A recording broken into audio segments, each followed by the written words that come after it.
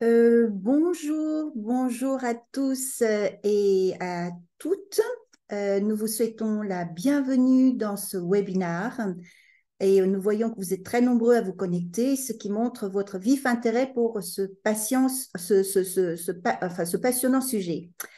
Nous allons parler aujourd'hui de l'algorithme blockchain IA, quel bouleversement et opportunités pour le droit des marques. Donc, avant d'entrer dans le vif du sujet, je vais d'abord vous présenter un peu la Nouveau Média. Donc, qui est Nouveau Média? Nouveau Média a été créé par Brice Matter. C'est une plateforme multimédia qui comporte plusieurs comptes. Là, ici, nous sommes sur le compte de Pi Actu, consacré à la propriété intellectuelle.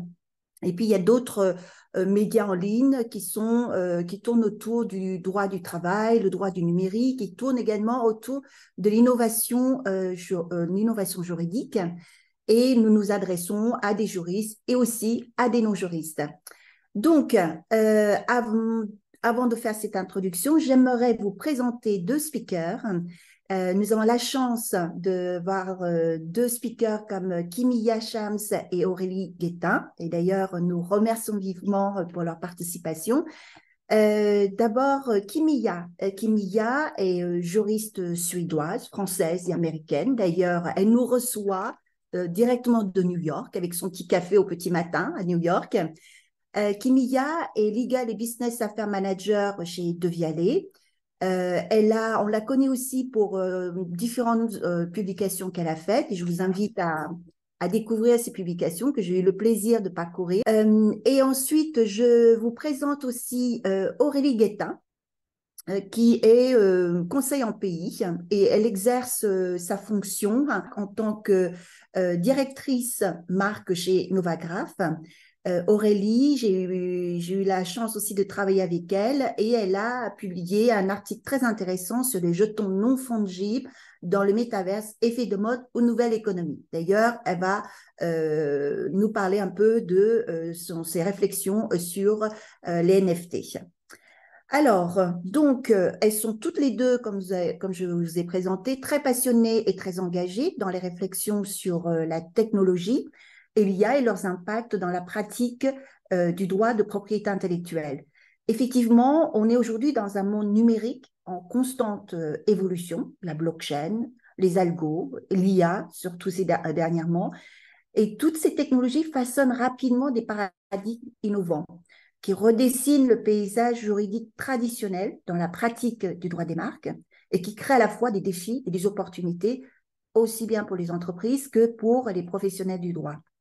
Donc, nous allons un peu aborder un peu ce sujet selon le déroulement de ce plan. Dans un premier temps, nous allons un peu explorer rapidement, et c'est Aurélie qui vous dressera les différents cas d'usage de l'IA dans les nouvelles techniques de communication des entreprises, des marques, surtout les marques de luxe, qu'on appelle le fameux Fake Out of Home, c'est le FOOH. Vous verrez, on vous montrera un peu une petite vidéo et pour montrer comment ces marques-là se sont emparées de l'IA, mais aussi il y a un impact également sur la gestion. Il y a des enjeux juridiques et ça impacte sur aussi les modalités de protection du droit des marques. Et donc, cela nous amène dans un deuxième temps à voir tous les nouveaux usages et les différentes voies de protection des marques. Aurélie et Kimiya vous partageront leur point de vue, également leurs réflexions sur les nouvelles approches dans la pratique du droit des marques, ainsi que les enjeux juridiques. Et au-delà de ces enjeux juridiques, il y a bien évidemment la problématique de la lutte anti-contrefaçon. Et là, Kimiya vous parlera un peu, vous présentera la technologie comme un vrai atout, surtout l'IA, dans la lutte anti-contrefaçon. Et une fois que nous avons exploré tout ça, nous vous invitons à nous poser des questions et puis nous terminerons par une conclusion en nous posant beaucoup de questions sur le futur. Voilà, donc cette présentation étant faite, je vais vous donner la parole à Aurélie qui va vous parler des défis et opportunités pour les entreprises. Aurélie, c'est à toi. Merci, bonjour Catherine. Merci Brice et Catherine et Kimiya pour l'organisation de ce webinaire. Je suis ravie de participer. Alors, dans un premier temps, nous allons un peu, en effet, dresser un tableau, mais assez court, des dernières communications qu'on a pu trouver et qui nous ont paru intéressantes à vous proposer, parce que c'est vrai que aujourd'hui on voit que les entreprises ont la possibilité d'utiliser des technologies de plus en plus performantes pour créer des communications de plus en plus originales, mais aussi de plus en plus de qualité de plus en plus incroyable. Et la popularisation de l'intelligence artificielle au cours des derniers mois permet aux créatifs de créer de plus en plus vite en puisant dans des sources très lointaines, mais aussi inconnues. Donc, les campagnes promotionnelles évoluent et on va vous montrer quelques exemples. Euh, sur le visuel. Alors, juste, Brice, je ne vois plus le... Je suis désolée. Voilà. Premier exemple, ce sont ces nouvelles campagnes de publicité où en effet les produits sont intégrés dans des décors. Là, on ne les voit pas en mouvement, mais notamment celle de Jacquemus où les sacs roulent dans Paris. On a celle de Maybelline sur le mascara voilà, qui est mis en scène, et comme la Barbie d'ailleurs. Donc ça, ce sont des créations quand même assez nouvelles. Ensuite, on a ce défilé virtuel. Donc ça, c'est sur la slide suivante, euh, qui a été créé et qui met en scène Harry Potter dans l'univers de Balenciaga. On va vous montrer un petit extrait de ce défilé qui, au niveau de création, est quand même assez bluffant. Donc, Brice, si tu peux mettre voilà, rapidement. Master has presented Dobby with Balenciaga. Dobby is free.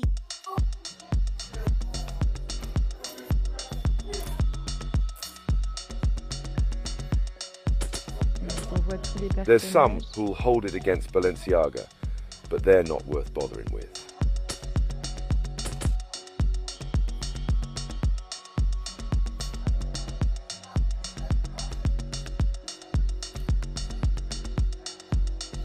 It's Balenciaga. Voilà, donc c'est... Not Balenciaga. Je pense qu'on peut le laisser jusqu'au bout.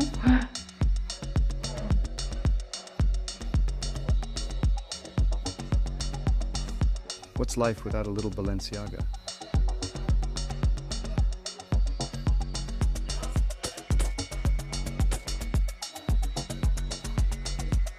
Balenciaga is my past, my present, my future.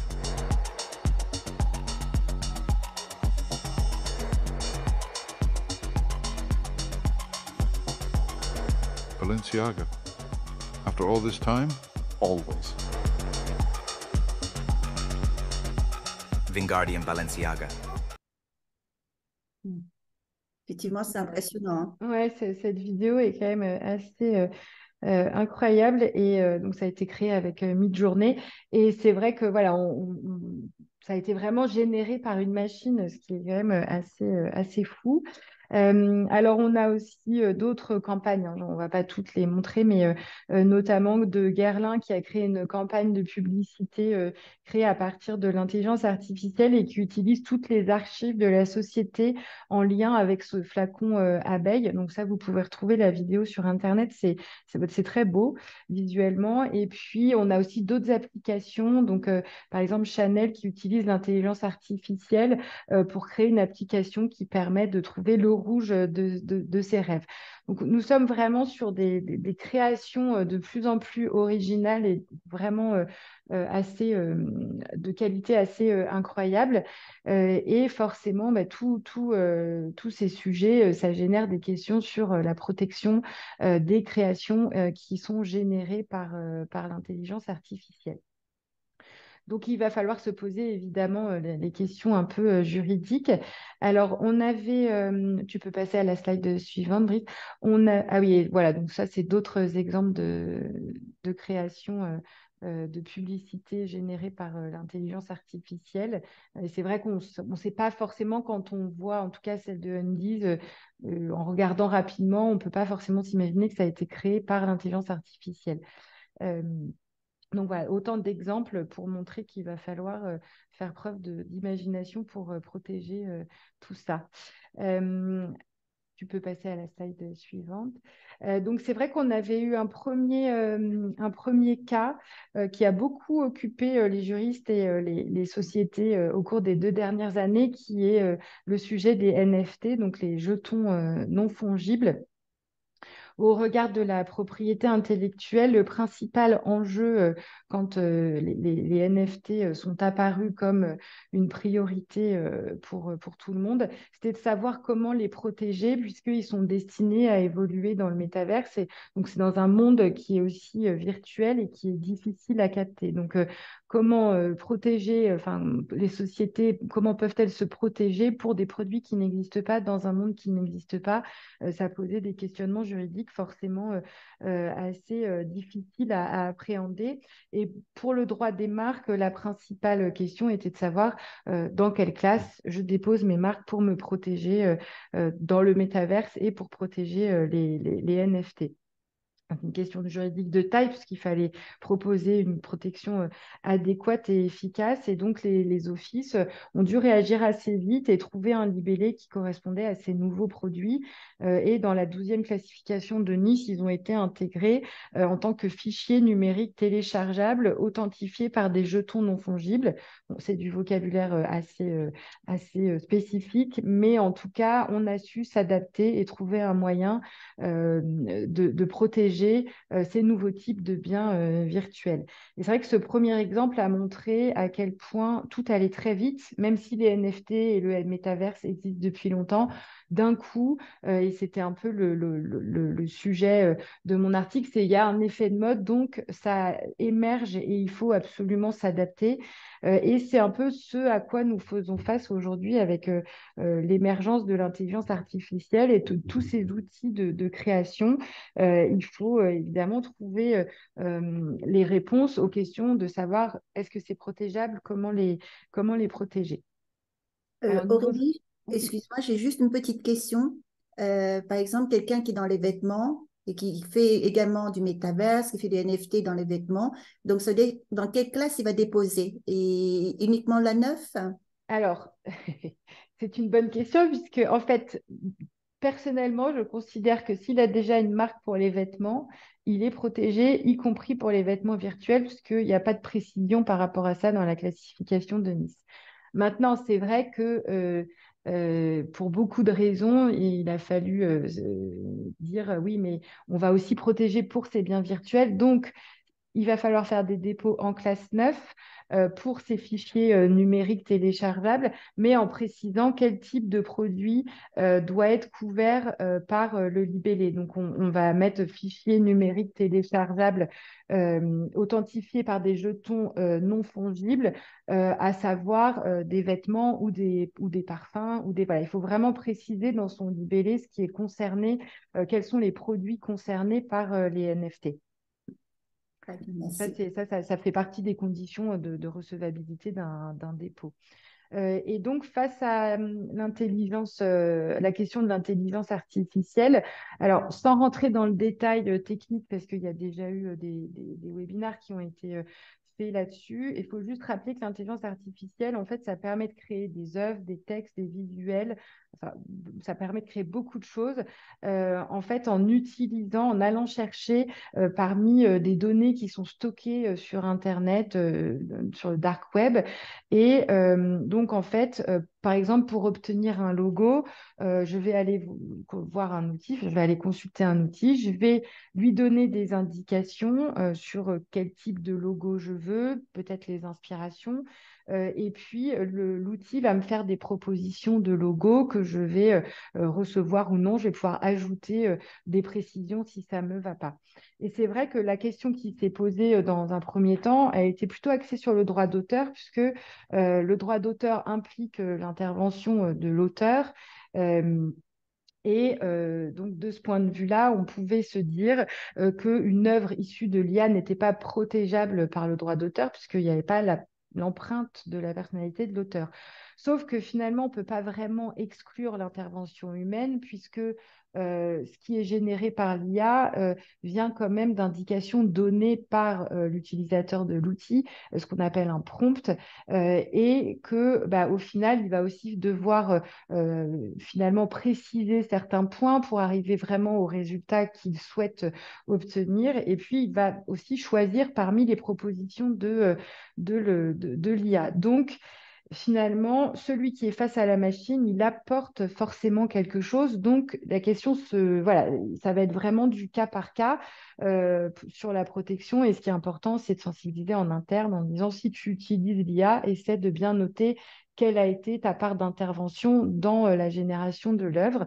Alors, sauf erreur de ma part, mais il me semble par exemple qu'aux États-Unis, mais Kimiya, peut-être tu pourras confirmer, ce qui est généré par l'IA n'est pas protégeable par le droit d'auteur. Voilà, donc ça c'est quand même, c'est pas, ce n'est pas rien, ça va peut-être évoluer, hein, ça on ne sait pas, mais en tout cas, en France et en Union européenne, la question se pose quand même, et voilà, on dit que ça va être plutôt du cas par cas, on te donne compte du degré de contribution humaine. Alors ensuite, donc nous, on axe plus droit des marques, droit des dessins et modèles.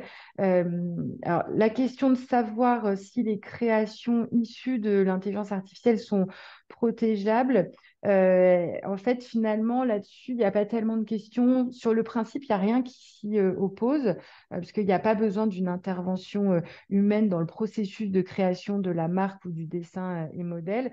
Peu importe que ce soit généré par l'IA, ce qu'il faut, c'est que ça réponde aux conditions de validité de ces droits de propriété industrielle. Et donc, il y a des points de vigilance quand même. Alors, notamment pour la marque, il faut que le signe soit distinctif. Et alors, normalement, une marque verbale ou une marque ou un logo, bon, les mêmes critères s'appliquent, donc il n'y a pas tellement de difficultés. Maintenant, c'est vrai que ce qu'on peut imaginer, c'est que vu ce que permet l'intelligence artificielle, on va arriver sur des nouveaux types de marques et il serait logique que les acteurs économiques essayent de se distinguer un peu de ce qui existe déjà, la marque verbale et le logo, pour créer des signes distinctifs plus originaux. Et donc là, la question va se poser de savoir comment on peut les protéger et est-ce qu'on dispose de moyens adaptés. Alors, dans les textes, aujourd'hui, on voit qu'il y a différents types de marques, les marques 3D, les marques en mouvement, les hologrammes qui existent. Donc, on peut se dire, bon, finalement, ma création issue de l'IA qui sort un peu du basique slogan, pardon, logo ou marque verbale, je vais pouvoir arriver à la protéger. Et là, on a un petit sujet parce que c'est vrai que aujourd'hui, les offices sont assez réticents à enregistrer ce type de marque. Généralement, il faut ajouter un élément verbal pour obtenir l'enregistrement.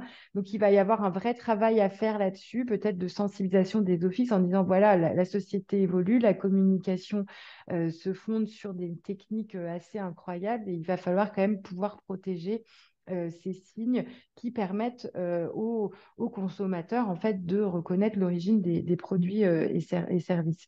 Donc, sur la distinctivité, je pense qu'il va y avoir un petit sujet en termes de possibilités de protection. Et en matière de marque, on a aussi la condition essentielle de la disponibilité du signe. Et c'est peut-être là le point de vigilance qui va être le plus difficile, enfin, qui va être aussi difficile à résoudre, c'est que en fait, la création, la marque, le logo issu de l'IA, il est allé se créer à partir de sources d'inspiration, à partir de sources vraiment méconnues. Et donc, ça peut démultiplier le nombre d'antériorités pertinentes. Donc, il va y avoir un vrai sujet sur la disponibilité et sur savoir comment détecter les signes distinctifs qui existaient déjà auparavant et qui peuvent faire partie des marques générées par des outils qui utilisent l'IA. Donc, il y a quand même un vrai sujet, notamment au regard des conditions de validité. Sur les dessins et modèles, on ne va pas s'étendre parce que ce n'est pas forcément le sujet. Maintenant, c'est sûr qu'on a la condition de nouveauté qui va aussi poser beaucoup de questions, puisque, en fait, par définition, on peut dire on peut se poser la question de savoir si une création de l'IA est nouvelle, puisque c'est la ramification de créations de choses qui existent déjà. Alors, le résultat peut être nouveau, mais est-ce que les titulaires de droits antérieurs, de droits d'auteur ou de droits et dessins à modèle ne vont pas pouvoir plus facilement se voir contrefait du fait de cette source inépuisable qui est notamment Internet. Tout à Alors, fait. Et d'ailleurs, le problème de l'IA, c'est que l'IA ne cite jamais ses sources. mm, Donc, comme tu le dis exactement, cela complique l'appréciation des antériorités dans les recherches. ah bah oui, c'est sûr. Et puis, c'est tellement vaste que ça va être, voilà, il va falloir aller rechercher dans les registres du monde entier. Mais bon. Euh, donc voilà. Alors après, il y a d'autres choses qui sont assez intéressantes, qui sont plus intellectuelles entre guillemets. Mais tu peux passer à la slide suivante, Brice. Notamment, alors c'est vrai qu'on a toute cette notion en droit des marques de consommateur moyen, qui est quand même un concept qui est essentiel dans le cadre de l'analyse du risque de confusion, mais aussi dans la responsabilité notamment de l'acte d'achat. Et il y a tout un débat, ou en tout cas, il y a toute une réflexion qui se fait sur l'acte d'achat en lui-même. Aujourd'hui, on se rend compte quand on achète en ligne que c'est très guidé par l'intelligence artificielle. C'est influencé par tous les pop-up qu'on voit arriver sur son écran. L'intelligence artificielle, elle permet de guider le consommateur au travers de la mise à disposition d'informations qui ont une incidence sur son acte d'achat. Donc finalement, cet acte, est-ce qu'il ne va pas être plus déclenché par l'intelligence artificielle que par le consommateur et la notion de consommateur moyen va un peu se diluer et se perdre parce que finalement, c'est plus l'homme. Enfin, on pourrait considérer que ce n'est plus l'homme lui-même qui va décider de ce qu'il achète, mais qui va être tellement conditionné que finalement, c'est plus l'intelligence artificielle qui va influer là-dessus. Et donc, ça sera plus difficile de déterminer, par exemple, qui est le responsable de l'acte d'achat. Et dans le cadre d'une contrefaçon, c'est quand même une notion essentielle. Donc, ça pose quand même des questions assez intéressantes. Et là, on est aux prémices. Donc, je pense que ça va en poser beaucoup d'autres au fur et à mesure au fur et à mesure du temps et de l'utilisation de l'IA dans tous les domaines. Donc, comme on l'a vu, finalement, les problématiques de marque, elles ne sont pas tant liées au fait que ce ne soit pas l'homme qui soit à l'origine de la création de façon à 100%. Mais c'est vrai que voilà, on se pose plus des questions sur les concepts, sur la notion de protection, comment les protéger. Ce sont des choses qui peuvent se résoudre finalement assez facilement, je pense, avec l'adaptation du droit à ces nouvelles marques. Mais il y a aussi une autre chose qui est importante pour les praticiens, c'est tout ce que va permettre l'IA au regard des marques. Et donc les outils de recherche, d'analyse qui vont être mis à disposition, qui existent déjà, qui sont à mon sens perfectibles aujourd'hui, mais en tout cas ça va bouleverser les pratiques. Il va falloir se préparer. Alors on sait qu'il y a quelques réticences parce qu'on a peur de perdre son métier, on se dit qu'on ne va plus avoir de valeur ajoutée, mais je pense que c'est faux parce que l'intervention humaine restera quand même essentielle à la fin. Donc, Catherine, tu m'as donné un exemple qui était assez intéressant sur ChatGPT pour la comparaison entre les 3 bandes Adidas blanches sur fond noir et 2 bandes blanches sur fond jaune. Et c'est vrai que quand on voit le résultat, il y a une vraie comparaison qui est faite par ChatGPT. Ça peut manquer un peu de fond, de juridique, entre guillemets, mais on se dit qu'au final, on va disposer d'outils qui vont peut-être être une base de comparaison et ce sera à nous de faire la qualification juridique et de voir comment les utiliser dans le cadre d'une procédure. On peut avoir ça et ça, pour le coup, je pense que tout le monde remerciera l'intelligence artificielle aussi pour la comparaison des produits et services. Parce que c'est vrai, quand on a des pages de produits et services complexes, technologiques, et qu'il faut les comparer, ça prend beaucoup de temps. Et là, on va pouvoir en fait utiliser ces outils pour faire des comparaisons beaucoup plus pertinentes parce que un praticien connaît les listes de produits et services, mais pas forcément la technologie qu'il y a derrière. Donc, quand on n'est pas expert d'un domaine, c'est sûr que c'est plus difficile à comparer, alors que l'intelligence artificielle va nous permettre vraiment de faire ça de façon plus experte. Donc, c'est une autre forme d'application qui pourra être vraiment très utile. Et puis, on voit aussi là que les outils même anciens qui existent permettent de faire des recherches, notamment parmi les images, ce qui n'existait pas il y a quelques années, et des recherches de plus en plus précises et qui permettent aussi de sécuriser beaucoup plus les projets, notamment de logos ou de permettre de détecter sur Internet beaucoup plus de choses qu'auparavant. Donc, on est quand même sur des outils qui vont vraiment nous faciliter la vie. Et dernier exemple, alors ça, c'est vrai que c'est la e-discovery qui est plus utilisée aux États-Unis, je pense, que chez nous. En fait, la e-discovery, c'est une enquête numérique qui est destinée à trouver des preuves dans les communications électroniques, dans les communications commerciales, et qui permet, dans le cadre d'une procédure, voilà, de se constituer un dossier. Ça peut être utilisé pour des procédures de contrefaçon, mais on peut imaginer aussi transposer ça à la recherche de preuves d'usage, ce qui pourrait être vraiment très utile dans différents cas en droit des marques, tant pour établir l'usage de sa marque dans le cadre d'une procédure en déchéance pour non-usage, mais aussi tout simplement quand un office requiert des preuves d'usage pour valider une marque ou le renouvellement. Vraiment, ça pourra faciliter les choses avec des délais d'exécution qui seront considérablement raccourcis. Donc, pour conclure, parce que Kimia a une partie aussi vraiment essentielle, je pense qu'on peut dire qu'aujourd'hui, le débat, c'est plutôt d'être pour ou contre l'intelligence artificielle. C'est plus d'avoir une approche raisonnable et de ne pas rejeter ça en masse parce que ça semble aujourd'hui un atout énorme et ça devient primordial, notamment pour la lutte anti-contrefaçon, comme tu vas nous l'exposer, Kimia, maintenant. Eh bien, avant de passer à cette partie sur la lutte anti-contrefaçon, je trouve c'est intéressant aussi d'avoir l'avis de Kimia en tant que juriste d'entreprise sur tous ces outils maintenant qui sont mis à la disposition aussi bien des conseils en pays et aussi bientôt aussi à la disposition des juristes d'entreprise. Cette histoire d'analyse par ChatGPT, des similitudes des marques figuratives, qu'est-ce que tu en penses? Qu'est-ce que j'en pense? C'est une bonne question, Catherine. Aujourd'hui, je dirais que je n'utiliserai pas ChatGPT pour faire des recherches d'autorité ou des autres recherches liées à mon travail. C'est pas assez fiable. Une bonne exemplaire, c'est qu'il y a à peu près un mois, j'avais demandé au ChatGPT juste en termes de perso de me faire une récap de la loi sur la chargeur de portable. Donc, le fait qu'il y a une directive sur le fait qu'il faut passer, tous les chargeurs doivent passer de USB-C. Donc, par exemple, c'est pour ça qu'iPhone 15 maintenant, c'est plus le Lightning cable, c'est maintenant le câble USB-C. Et du coup, ChatGPT m'a sorti toute une, comment dire, une conclusion sur cette directive européenne. Et il m'a cité une directive européenne qui était 2019.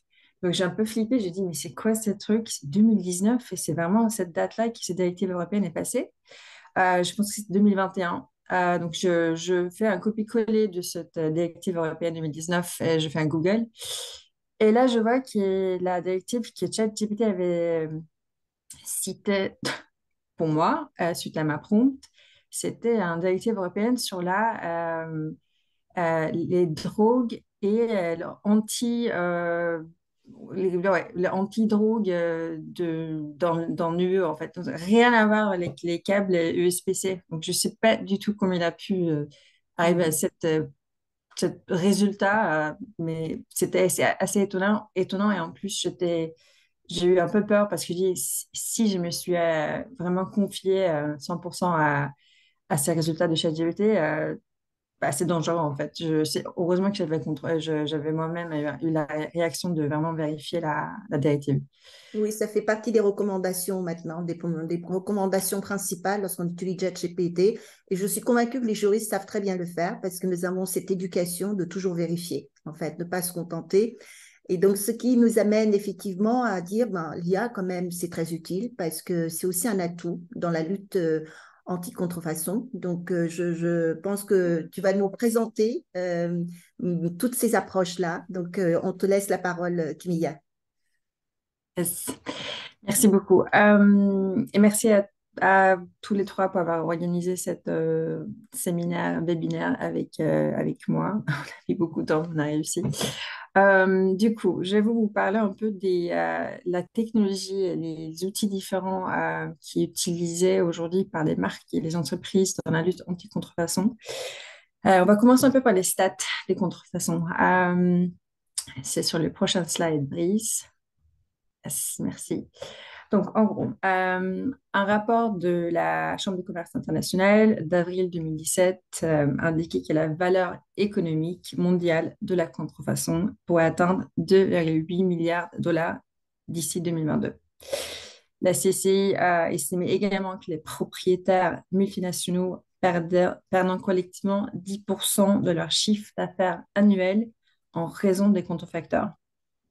En plus, il y a un rapport de USPTO qui est sorti en février 2020 qui signalait qu'en 2018, la contrefaçon est devenue la plus grande entreprise criminelle au monde, avec des ventes nationales et internationales des biens contrefaits s'élevaient entre 1,7 et 4,5 milliards de dollars par an, soit un montant plus élevé que celui-ci de drogue ou la traite des êtres humains.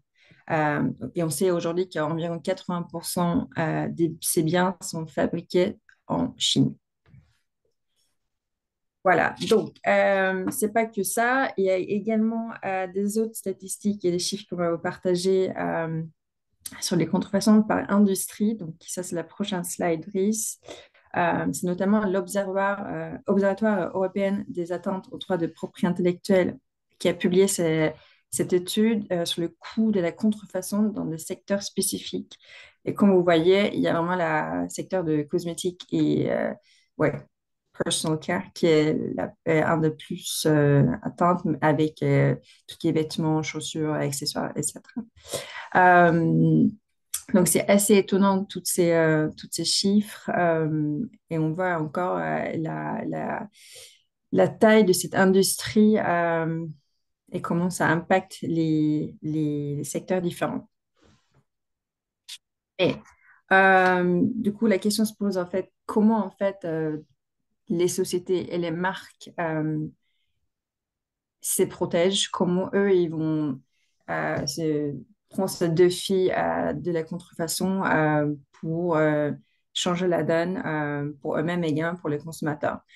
Donc, on voit aujourd'hui qu'il y a de plus en plus de marques qui adoptent les nouvelles technologies avec des technologies qui existent déjà depuis une vingtaine d'années, notamment certaines marques qui utilisent la technologie des RFID. Donc, ça, c'est la prochaine slide. Et en gros, les RFID, c'est des dispositifs à faible coût qui visent à fournir l'identification des biens. C'est des chips, en fait, comme vous voyez à gauche. C'est plutôt dans la gestion de supply chain que ces RFID peut aujourd'hui aider des entreprises à fournir un suivi d'un produit à plusieurs étapes et dans leur remplacement.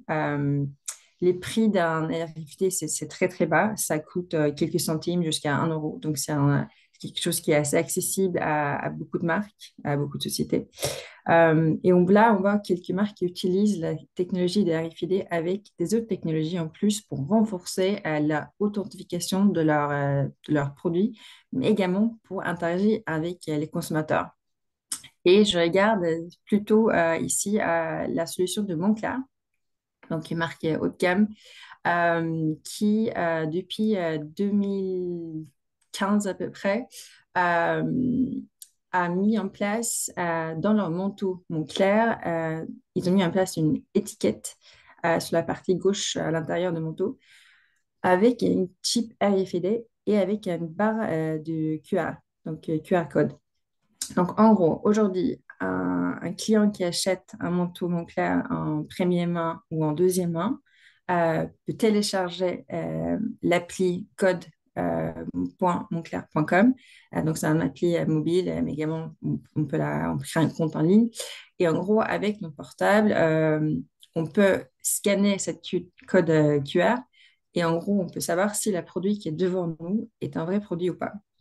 Donc ça, c'est assez génial parce qu'il y a donc là, non pas seulement ils ont réussi à utiliser de nouvelles technologies pour renforcer l'authentification de leurs produits, mais également, ils ont créé une interaction avec les consommateurs en direct. Donc, même si quelqu'un achète un produit en deuxième main sur Vestiaire Collectif ou Le Bon Coin ou ailleurs, il y a toujours cette interaction avec la marque en direct, qui est génial pour la marque parce que du coup, il y a une création de compte par les consommateurs. Donc, il y a également un partage de données personnelles qui est également, je pense, assez valable pour les marques.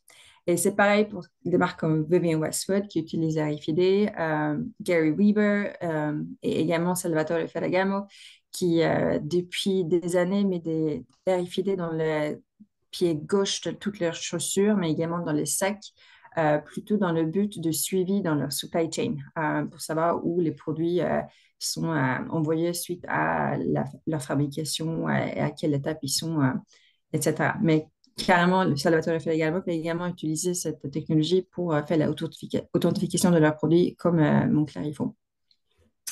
Donc, c'est assez génial, je trouve, cette mix de technologie et le double but qui est des marques comme Moncler et ils ont réussi à avoir. On voit également qu'il y a des autres marques qui travaillent sur de nouvelles technologies, notamment la blockchain. Et ça, c'est la prochaine slide. Donc, juste pour faire un rappel, c'est quoi un blockchain? En pratique, c'est une chaîne de blocs. Donc, un blockchain, c'est une base de données qui contient l'historique de tous les échanges effectués entre ses utilisateurs depuis sa création. En gros, c'est une technologie de stockage et de transmission d'informations. Cette technologie offre des hauts standards de transparence et de sécurité car elle fonctionne sans organe central de contrôle. Et du coup, pourquoi la blockchain dans la lutte anti-contrefaçon? Aujourd'hui, en fait, on sait que la numéro de série et des QR codes toutes seules, des codes UPC ou des codes barres sont tous facilement copiables. À une époque, même quand on achète des sacs de luxe, etc., il y avait un certificat en papier. On sait tous qu'il y a des certificats en papier, on peut facilement les copier aussi. Donc, pourquoi la blockchain? La blockchain, en gros, c'est aujourd'hui utilisé un peu comme un système de contrôle depuis l'usine jusqu'à l'armoire de quelqu'un, d'un consommateur.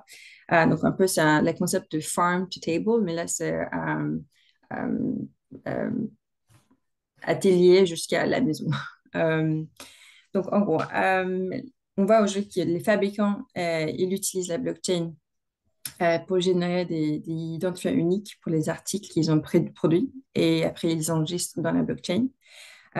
Ces distributeurs qui ensuite achètent ces produits auprès des fabricants, ils ont, avec la possibilité de blockchain, de valider l'authenticité des articles lors de leur achat auprès des fabricants. Ensuite, il y a la troisième étape qui est les consommateurs, qui également, eux, du coup, en troisième étape, valident l'authenticité des articles lorsqu'ils l'achètent en magasin ou sur les marchés en ligne.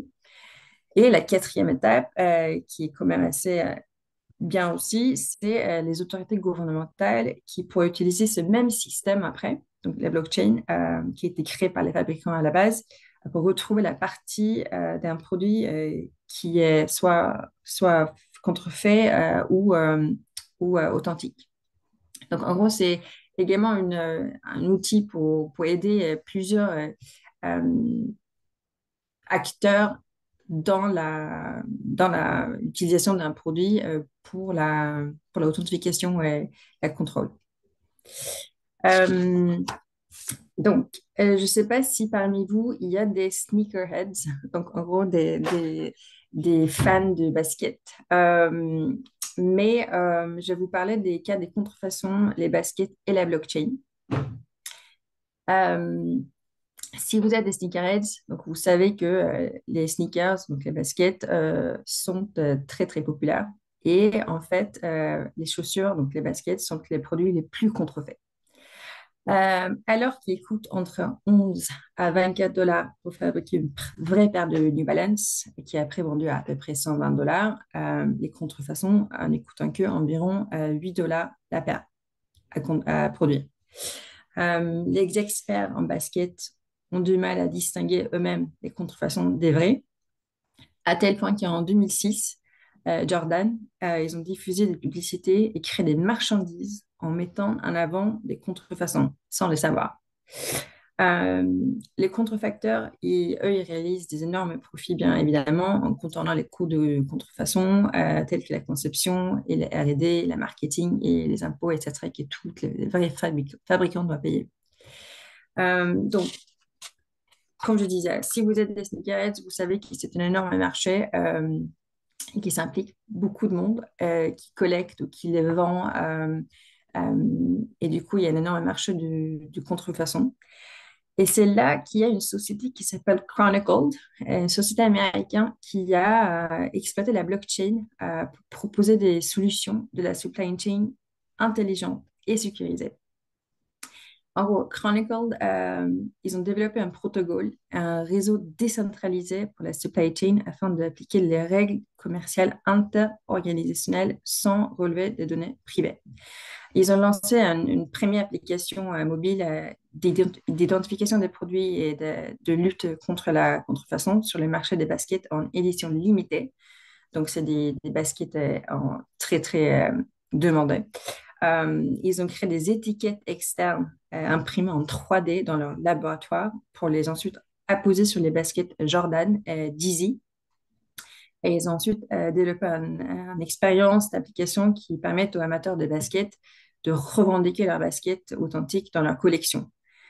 Et en 2015, Chronicle a authentifié plus de 20 000 paires de baskets lors d'une convention à un salon de SneakerCon aux États-Unis grâce à cet outil qu'ils ont réussi à créer. Donc, en gros, les utilisateurs et les collecteurs de baskets, ils ont pu valider l'authenticité de leurs produits grâce à la solution de Chronicle et ensuite pouvoir le vendre et acheter sur ce salon de SneakerCon qui était tenu aux États-Unis il y a quelques années.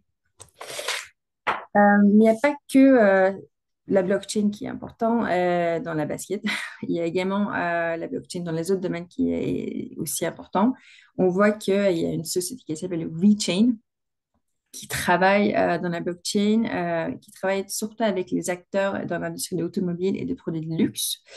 Ils fournissent une plateforme axée sur la traçabilité des produits qui permettent aux consommateurs de savoir si le produit est authentique et d'où il a été expédié, où il a été. Ils ont également développé une solution unique pour la supply chain grâce à des fonctionnalités transparentes et inviolables de la blockchain, avec une combinaison de la technologie de cryptage anti-contrefaçon et des puces NFC et RFID encore. Donc ça, c'est WeChain. On a également des autres sociétés qui se spécialisent dans la blockchain. Et ça, c'est un de mes exemplaires user case le plus intéressant, je trouve. C'est une marque danoise qui s'appelle Martin Jarlgaard,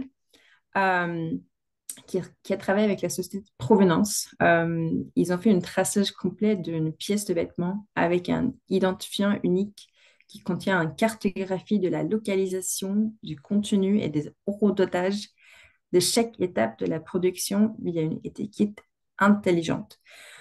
En gros, Provenance, ils ont réussi à enregistrer les matières premières sur la blockchain via l'application de Provenance. Ils ont suivi la toison d'alpaga durable depuis la tonte dans la ferme jusqu'au filage, au tricot et à la finition dans l'atelier de Martin Jarlgaard, donc la marque.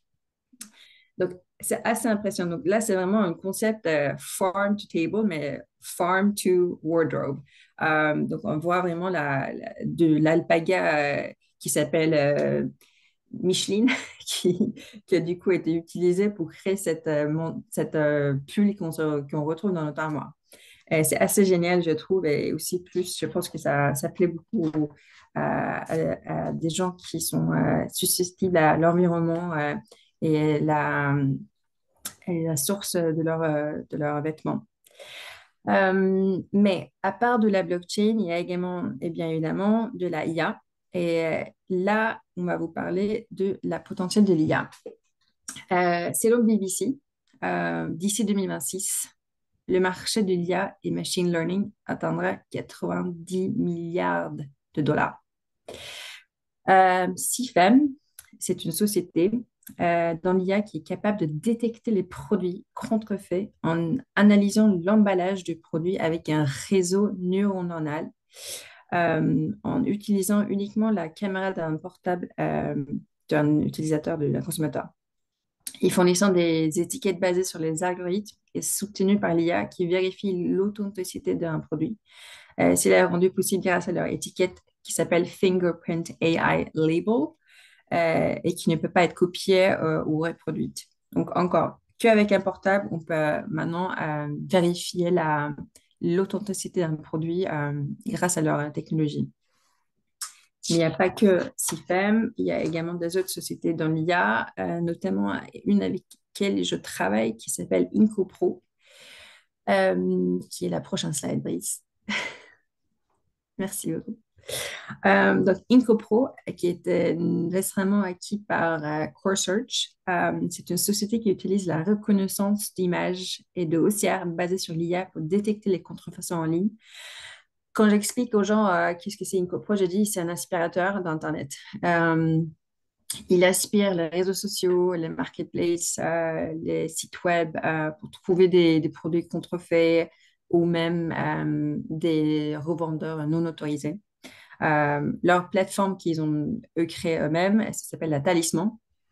Et il a accès sur leur renseignement et l'apprentissage automatique et avec leur équipe d'analystes, donc des vraies personnes.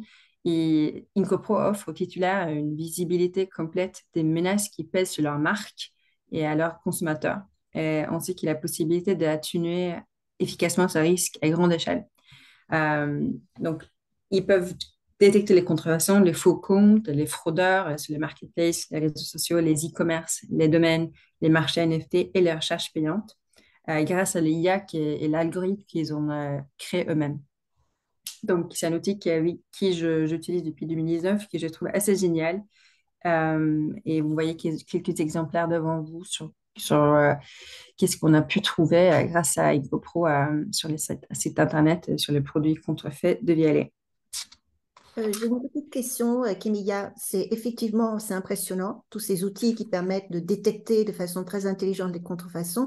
Mais comment on s'en sert si on va au contentieux? Est-ce que ça a une valeur ou non pour démontrer que l'outil a détecté l'existence d'une contrefaçon? Est-ce qu'on peut s'en servir dans un contentieux et démontrer au juge? Alors, il y a des cas où grâce à ces résultats du IncoPro, on envoie des mises en demeure qui a pu nous servir plus tard dans des contentieux. Donc, bien évidemment, c'est une première étape. Après, il y a également IncoPro, par exemple, et des autres prestats. Donc, il y a plein de prestats qui ont la même ou solution similaire, comme Redpoint et SafeBands, etc.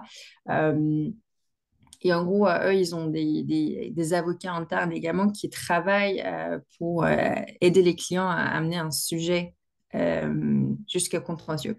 Par exemple, IncoPro, ils ont un réseau également. Ils arrivent à vraiment trouver un réseau sur Internet avec, par exemple, une société qui est basée à Hong Kong, un numéro portable qui est en Kazakhstan, un site web qui est hébergé en Chypre.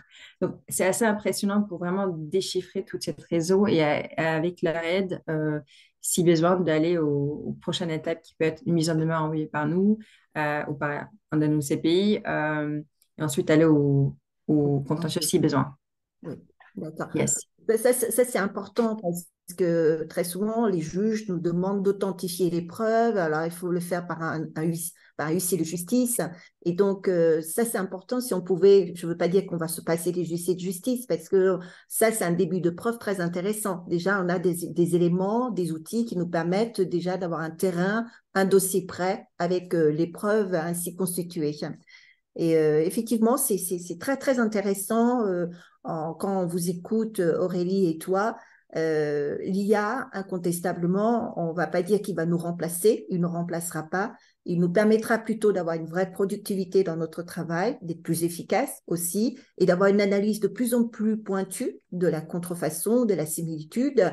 Et donc, est-ce que j'aimerais bien aussi avoir ton avis, Kimiya, maintenant sur que va devenir, enfin, comment va être perçue l'IA dans le futur pour nous, juristes en marque?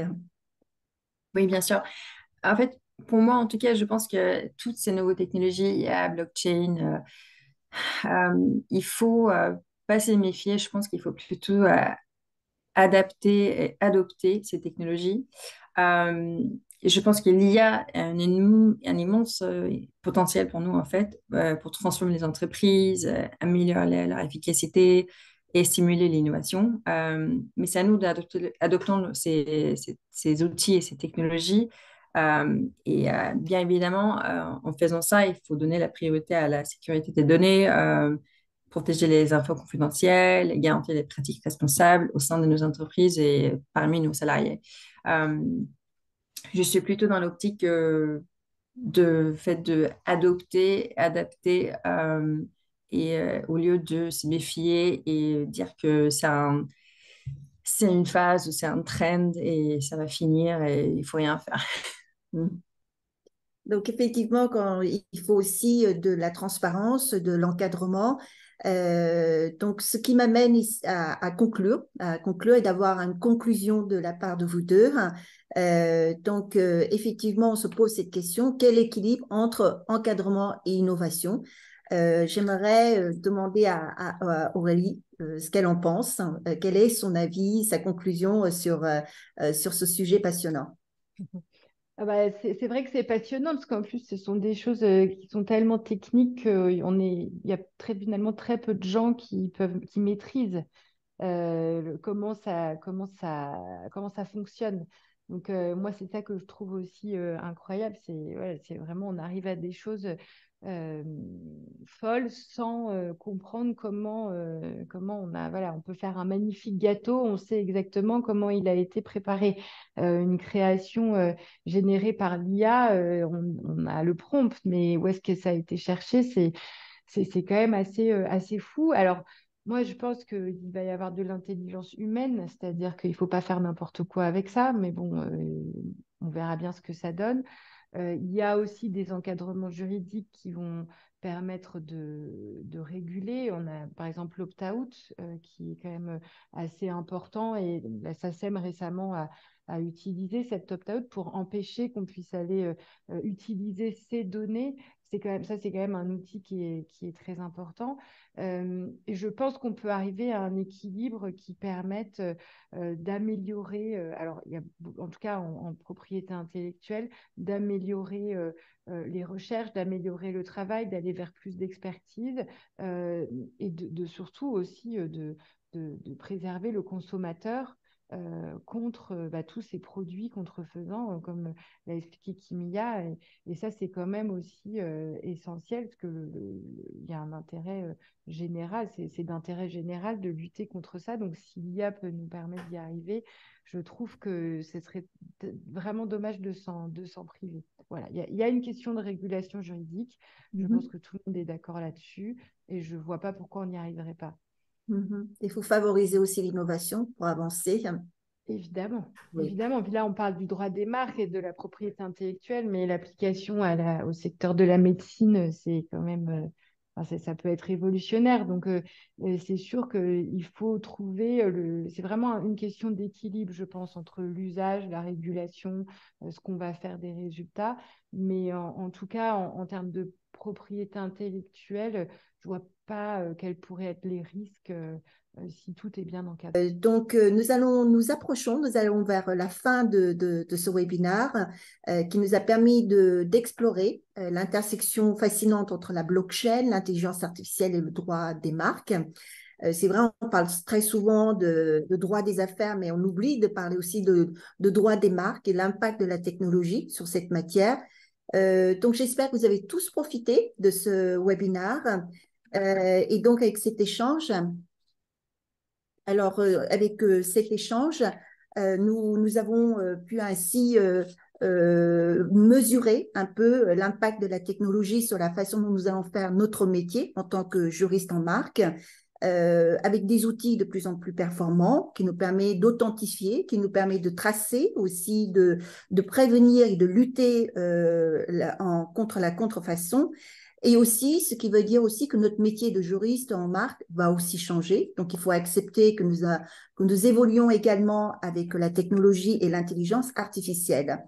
Donc, j'espère que ce webinaire vous a passionné.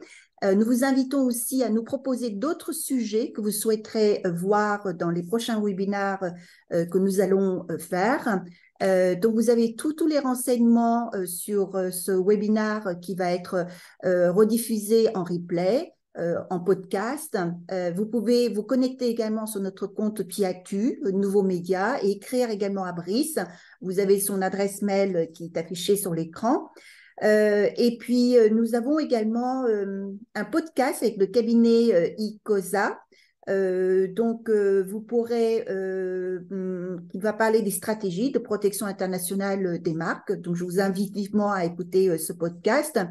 Et puis, nous avons un prochain webinaire très, très, très intéressant qui va porter sur la loi sur les influenceurs, et nous aurons des personnalités de prestige qui ont accepté notre invitation pour partager avec vous ce sujet sur les influenceurs. Voilà, et un grand merci à Aurélie et à Kimia d'avoir partagé plein de choses avec nous, et moi-même j'ai appris énormément de choses avec vous deux. Merci beaucoup. Merci beaucoup. Merci beaucoup. Merci. Merci. À très bientôt. À Merci. très bientôt.